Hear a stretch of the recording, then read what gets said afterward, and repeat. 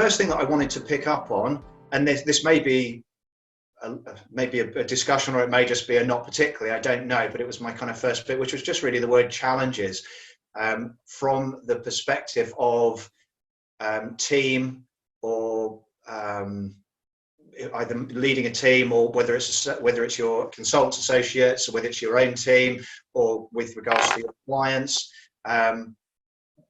Are there any particular challenges that you're either experiencing or noticing in the teams?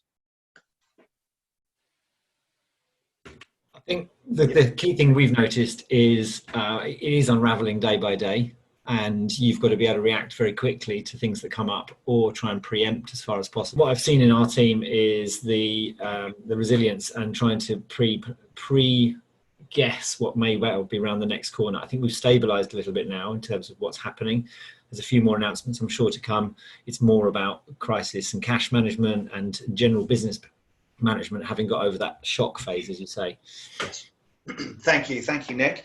Michaela? I was just actually going to say, I think one of the things I've seen in our teams is, and it's really trying to support them through it, because some, knowing as freelancers, some of them have started their business and started working for themselves within the last 12 months. So they fall into a massive gap. And I've got associates who, her and her partner are both in a similar boat, and they have children. So like thousands of others, they're in a very, very difficult situation. But what it's done, it's brought out a different side of their approach, and they've become not aggressive, but very defensive, and trying to sort of let that go, because you recognise it's a fear response. Anya? Yeah, I mean, we're probably going to be talking more about process, about how to deal with the business, but I think the feelings and emotions that people are going through, not only our staff but ourselves, acknowledging that. So, I had a really rough day last week when things were just like sinking in, and that's okay, and to share it. And even just chatting with a friend yesterday who's on her own, not working, isolated at home, and she just, oh, are you feeling this as well? And it just made her feel a bit more stable and a bit more stronger, just because other people are going through that as well. So it's not just emotion, it's not just process, it's not just business and cash flow, it's emotion. And as Michaela said, it brings out different things in different people. Yes. And also in response, Anya, to you mentioned about the kind of processes, this session is very much the people, the leadership aspects, the people side of it, as opposed to crisis management, which I would then associate a lot with the kind of more with the financial, et cetera, et cetera. However, I know there's an interlinking between those, so we'll see where we go. But yes, indeed. Jeff? Sure, if I could just say, I think it's been a bit like a perfect storm, isn't it? In that, for example, I'm finding decisions that seem perfectly sensible and sound one day, the next day you're having to change them. And you can't sort of beat yourself up for the decision you took the day before, because that was actually, in terms of what you knew at the time, that was the right decision. Yeah. So it's very fast moving. And I think we're all familiar in work of having to deal with problems and issues and everything else.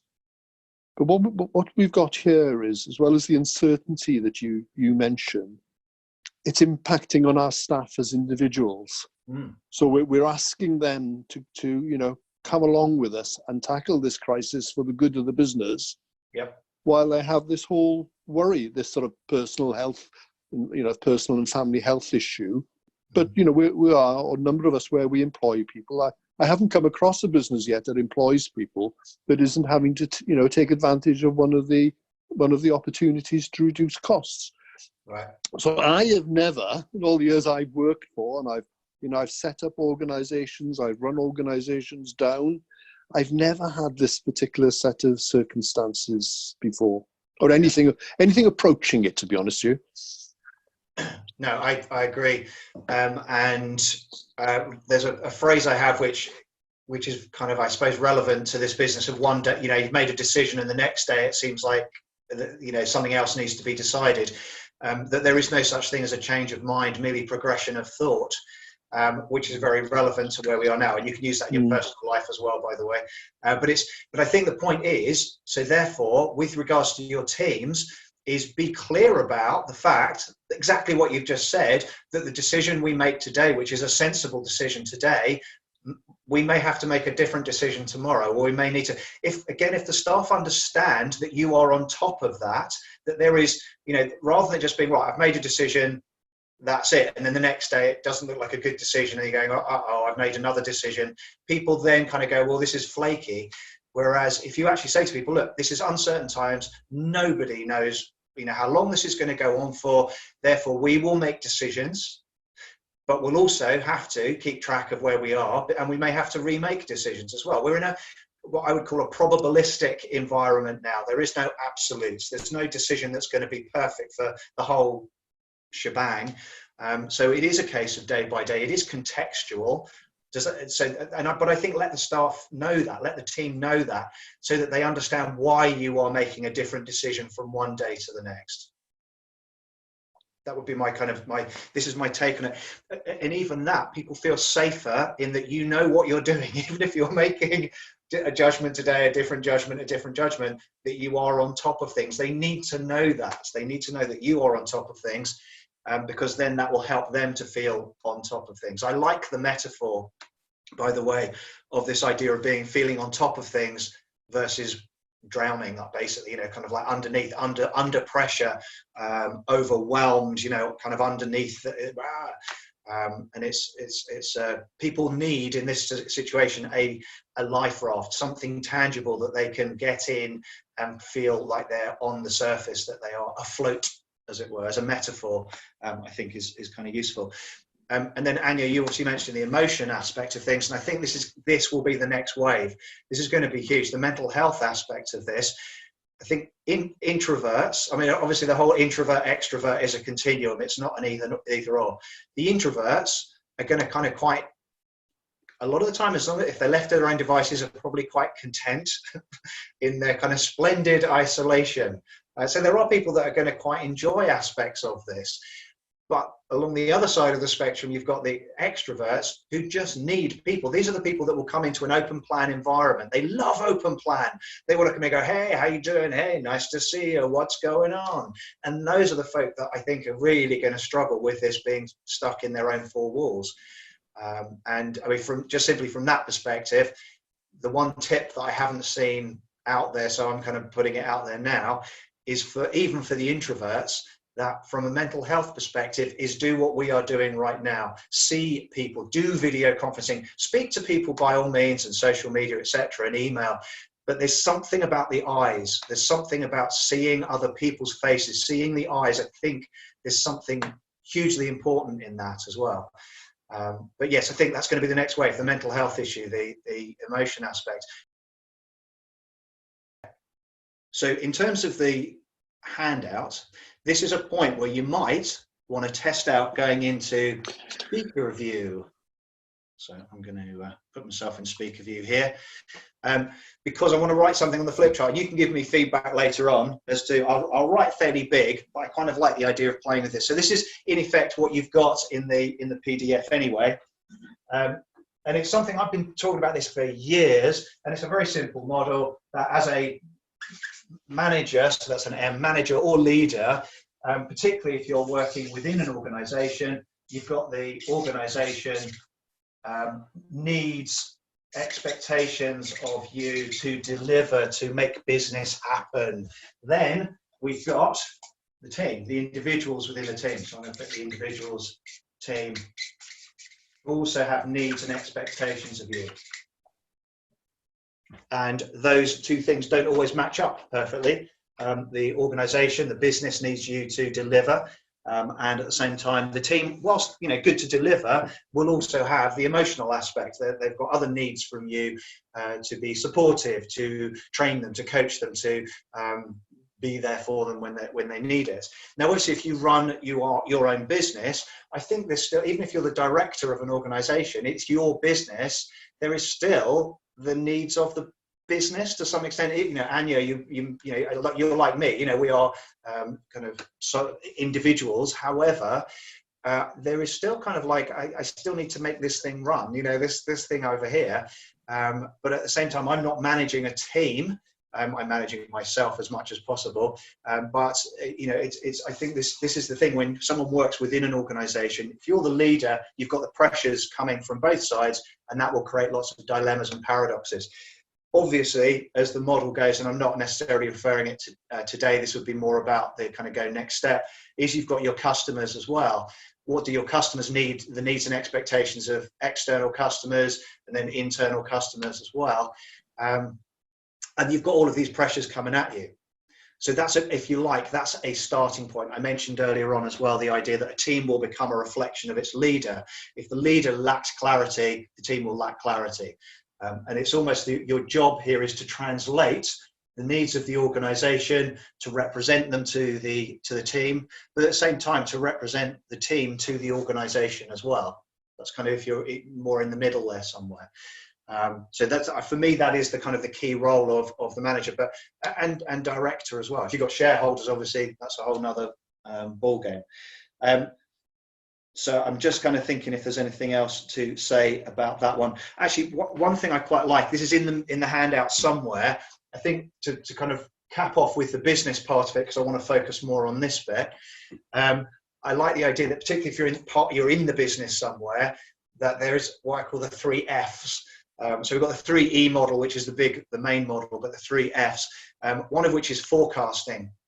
So you know, even when you're in the middle here, if you're the director, whoever you are, HR perspective as well, you are endeavoring to forecast to what might the future hold. You know, and then this is the weirdest time right now, and that's a very challenging thing to do. But also to fulfill. That's not only to deliver to the organization, but also to fill the gaps, because sometimes you'll find that there's a lack of clarity happening up here as well. Does that make sense? You don't always get, as if you're here, you don't always get perfect clarity from above. So you've got to kind of sometimes step up and fill the gap of what's not being said, what's not being done. That's the kind of fulfill part of it. And then filter, which I've already mentioned, filtering the needs of the organization to the team and vice versa as well. You are the buffer zone, that space in between.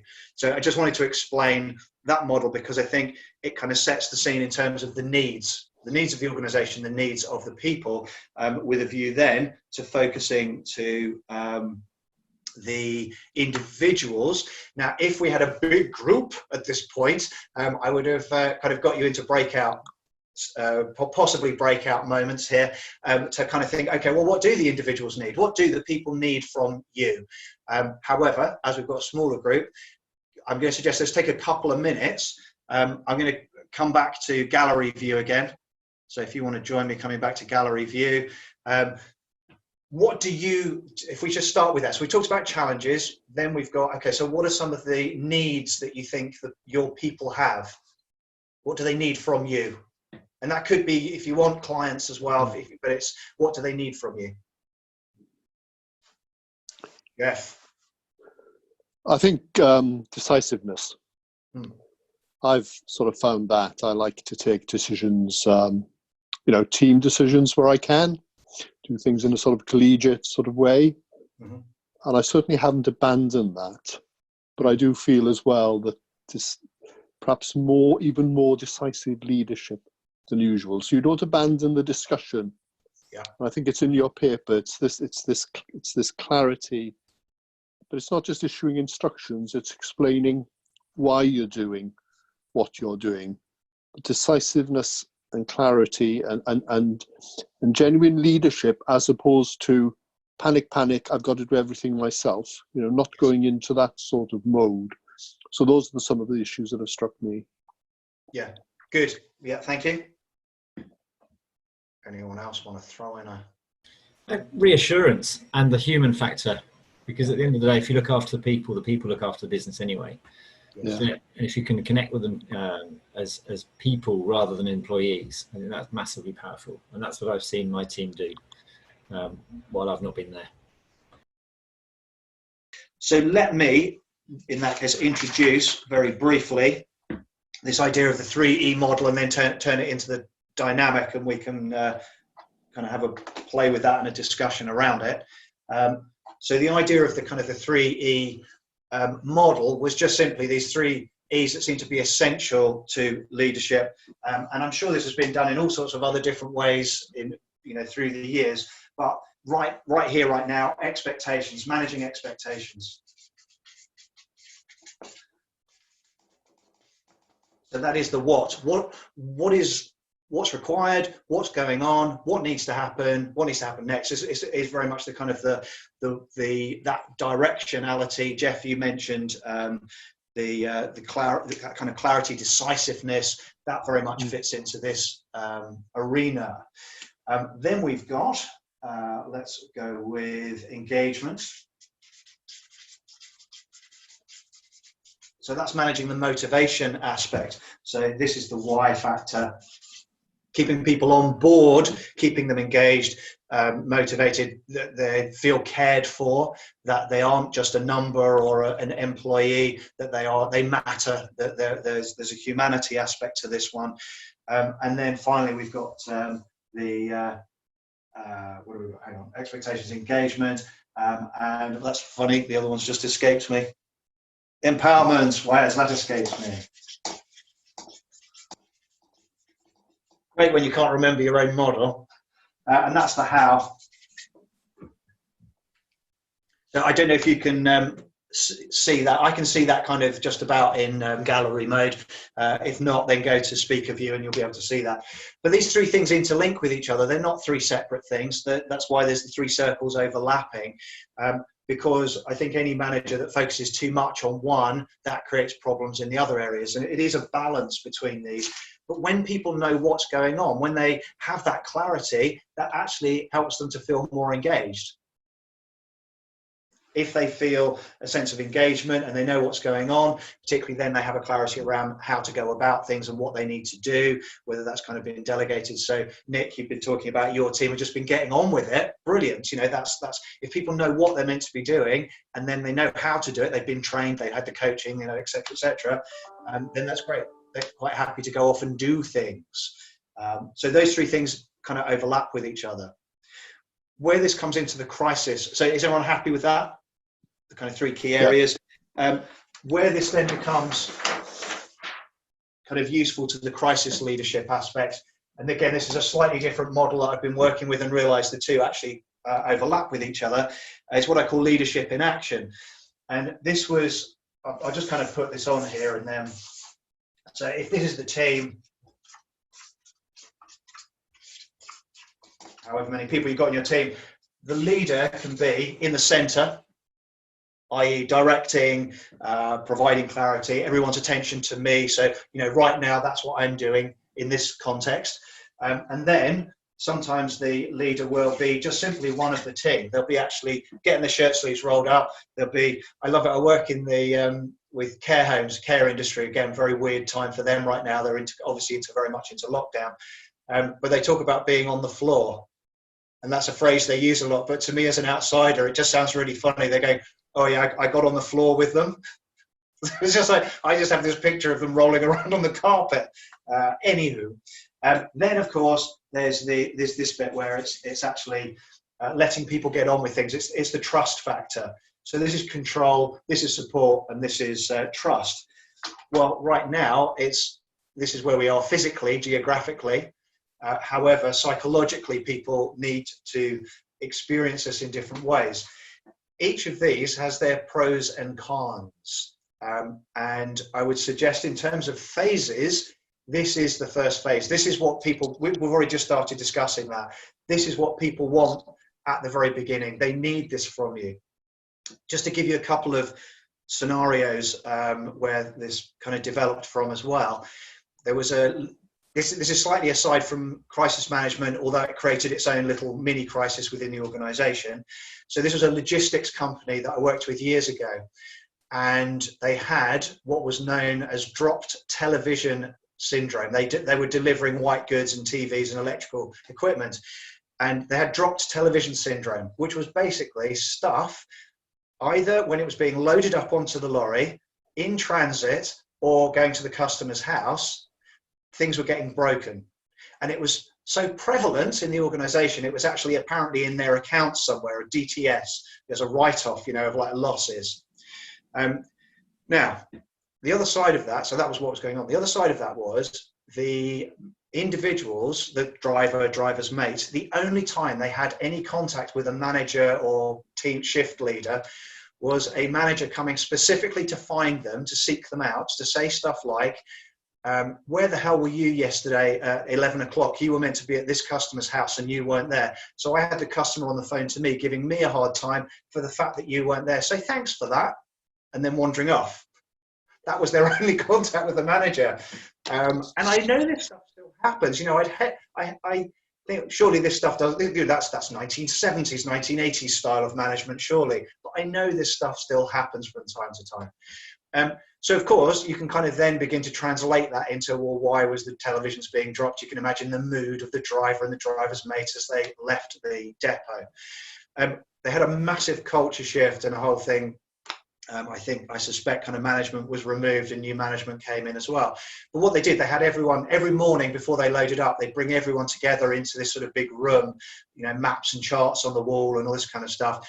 And it was really just a 3 minutes. And it was this kind of, okay, so you guys are going on that route, you're over there, you're on this route today, you're heading over there. Any traffic issues from yesterday would be useful to know about. Oh, okay, fine, that might be relevant to you, be aware of that, blah, blah, blah, blah, blah. Okay, drive safely, have a good day, see you later. And then everyone went off, loaded up, and then off they went. Well, as you can imagine, the level of televisions dropped, just disappeared pretty much. And it was, what was happening was, what the cure in that particular example was, let's bring everyone together in a supportive way. So it was still supportive as well, but it was an essential, because what was happening beforehand was this. They didn't see the manager unless the manager came to kind of give them a hard time and then went off again. The other one I loved was one of the big superstores, mega stores, and you can kind of probably, you might be able to guess which one it is by the end of this story. However, there was a particular manager of one of the big superstores who was deemed to be the kind of from a staff satisfaction and kind of results, was deemed to be one of the best managers in this big organization. And one of the things that he did, amongst many others, one of the things that he did that was different was at the beginning of the day, they'd get ready, and just before they unlocked the doors, he would do literally the same thing, huddle, bring everyone together, literally in a circle, and actually say, okay, so we've got this promotion on today, that promotion on today, blah, blah, blah, blah. You know where I am. Let's have a great day. Let's make it the customer's day, and let's be brilliant. And see you later again. And then everyone goes off and does their thing. But there was something kind of almost magic in that, because it seemed that people kind of felt part of something, part of a team, rather than you can imagine a store where just before they open the doors, you've got Larry's over here and Daphne's over there, and they're just kind of standing around or chatting in little pairs, and there's not that focus going on. So that was, but it seemed to me that suddenly, actually, this was an example of where, from a crisis leadership perspective, where this becomes utterly essential. And it's not about dictating to people. It's not about telling people, blah, blah, being kind of overbearing or bossy. This is about providing direction and clarity, decisiveness, these words that then people feel safe, that the leader knows what they're doing. So that'll be, in effect, phase one. But we need to be moving around these phases. Anytime there's a kind of crisis again, or uncertainty, or a new announcement from the government, perhaps, or if, let's say, they're not even really putting a particular figure on things at the moment, but the CIPD, as an example, the HR body, has kind of said, well, we'll just basically postpone everything or cancel everything face to face until the end of June. So that's what their prediction was a few weeks ago. Let's say we get towards, we get into April, we get into May, and then the government says, no, we're going to be locked down until September, end of September. That's going to throw people again. And so therefore, that's going to be a moment where you're going to need to come back into that sort of central leadership point.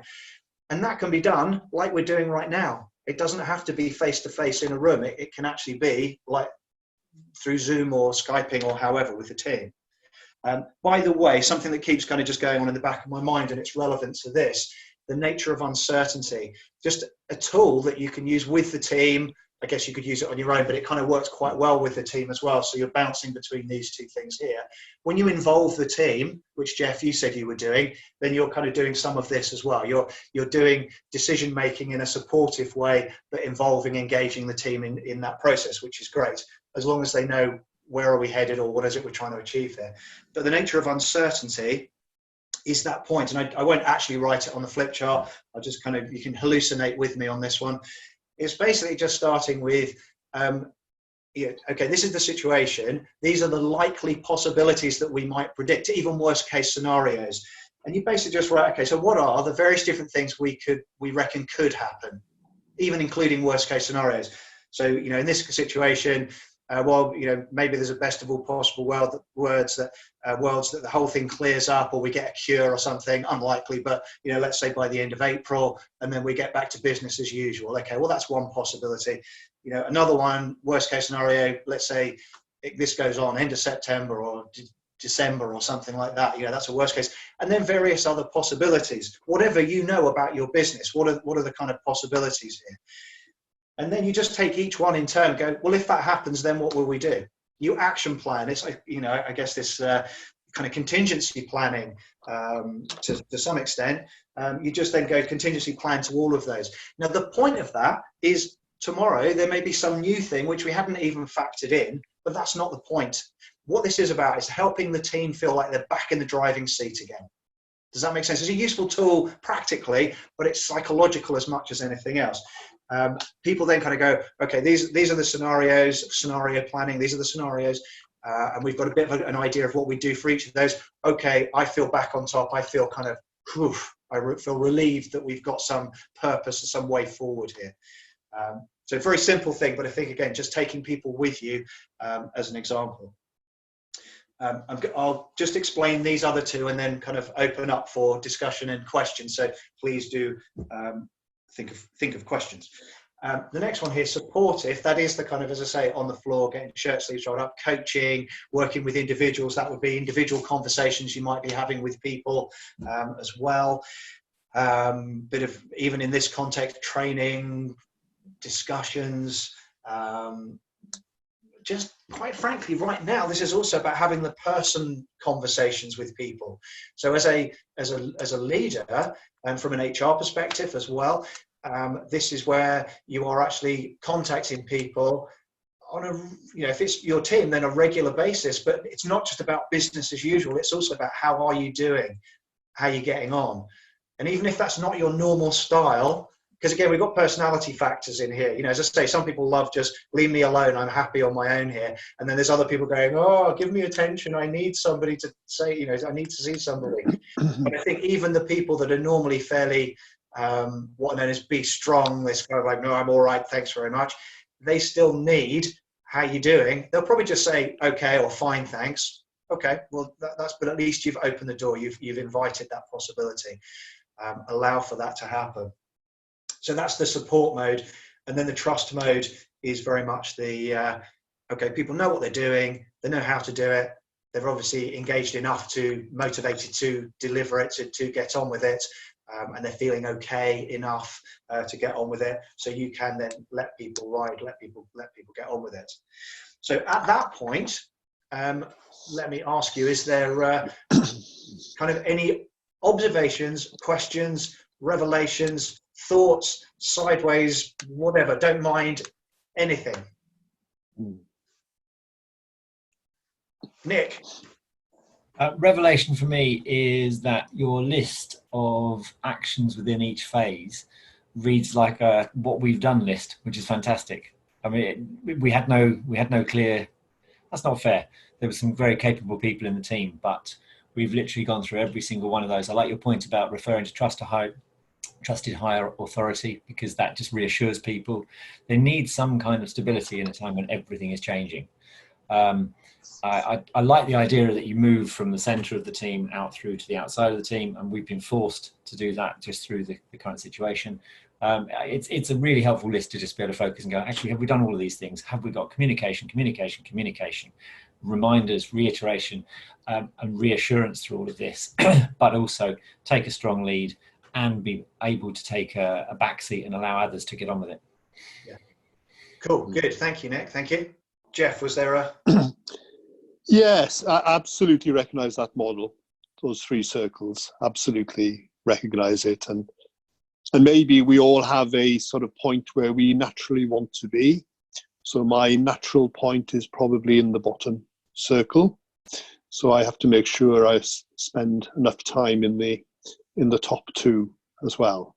But then come back to my natural position, if you like.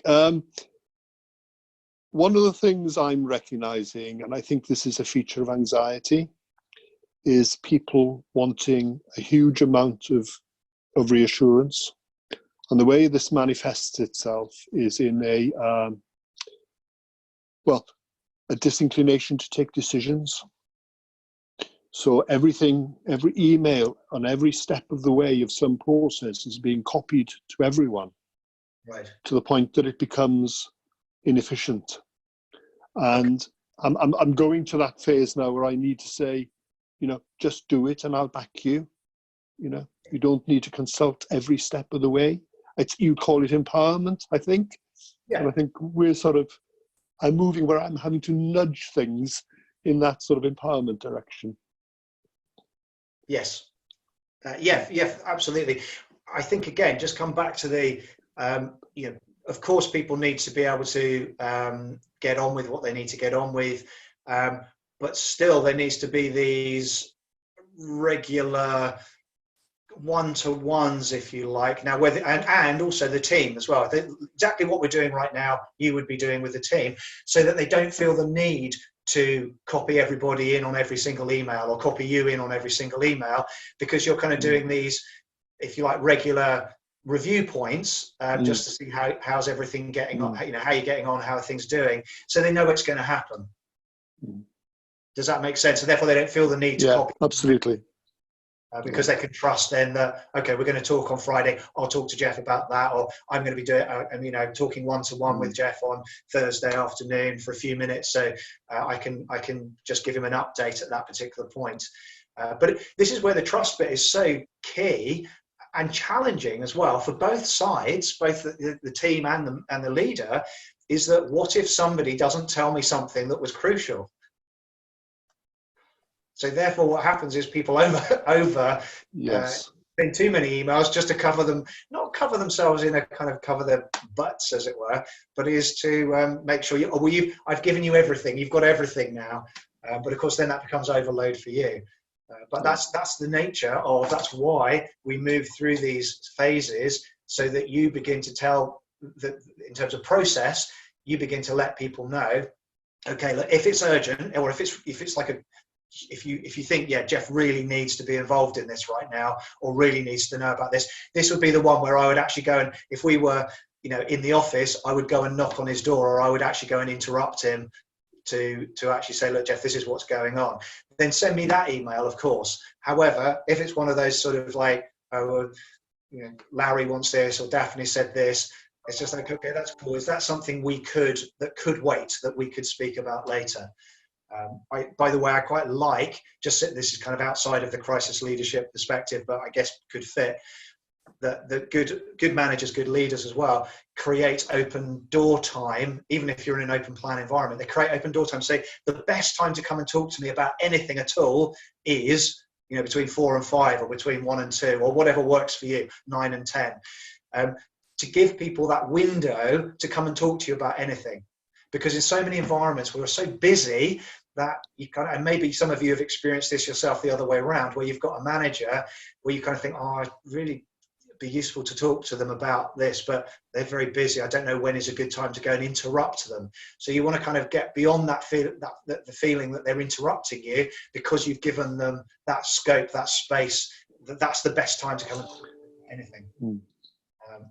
Obviously, and if there's something that needs to be spoken about immediately, then please come and talk to me. Don't put something off that needs dealing with that's urgent.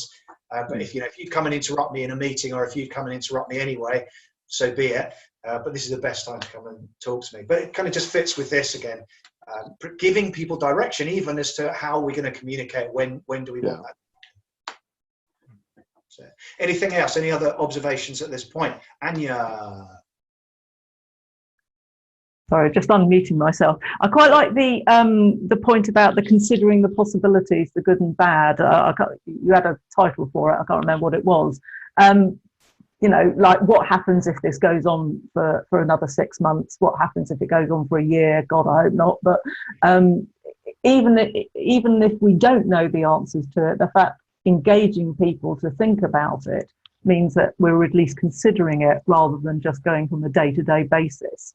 And it gives them a little bit of, not certainty, that's not the word, but you know, sort of like understanding that it is being considered, and we are trying to engage with the wider team in that side of things. Yeah, and again, the phrase I use is being in the driving seat. That when people are, they feel kind of, on top of things. They feel in the driving seat rather than in the passenger seat. That's the psychological element to it, which I think is very key. And of course, it's not about certainty. It's about what do we know? What are the various things that could happen? What would we do if those various different things happen?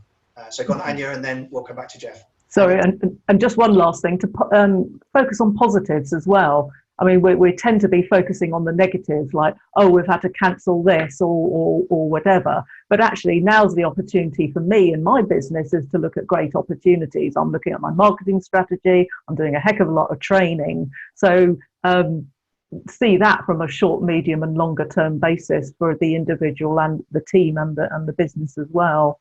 So it's not just fighting fires. It's looking for great opportunities and new service delivery, maybe. Yes, opportunities. I love. Just very quickly, I've years ago I came across this idea that, and someone kind of did it as a Chinese symbol or something for crisis is the same for opportunity. And then someone a while ago said it's the same with the Greek word. And then I was talking to someone who's Greek. And I said, I understand that. She said, no, that's not true at all. So I love these fables that we get, these mythologies that we get, but absolutely, for sure, seeking out opportunities. I'm going to go over to Jeff and then come back to Michaela. So Jeff. It's picking up on Anya's point, really, on the positive thing. I agree with contingency planning. We all have to do that. But we then also have to focus on what we can do. If we're just worrying about all the possibilities further down the road, then that can take a lot of your energy. Yeah. So you have to try and focus your energy on things that you can do and you can get them done, and they will take you in the right direction, wherever the end point is. And just the other quick one is, stay positive. We are learning so much during these few weeks already about the way we operate, and although things will normalize, I think for GDB, like other organisations, it'll be a new normal. I see us continuing to use some of the forms of communication that we're only experimenting with now at the moment. So yes, there are positive things coming out of it as well, although it's quite difficult sometimes with everything that's going on to spot that. Yeah, fair enough. And I do agree with you that the point of the that kind of, well, it's not contingency planning, but the if A, then we'll do this. If B happens, then the purpose of that is just to bring people back into a feeling of whatever happens, we will handle it.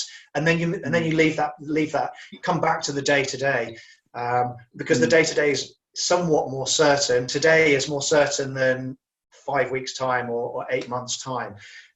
But I think what happens is if you don't address that as well, even in the broadest sense, this is where this, we get this kind of day to day and we're like, well, I'm okay today, but there's this underlying kind of anxiety or stress that goes on because and I think that can help to alleviate an element of that underlying anxiety as well, that whatever happens, we will handle it.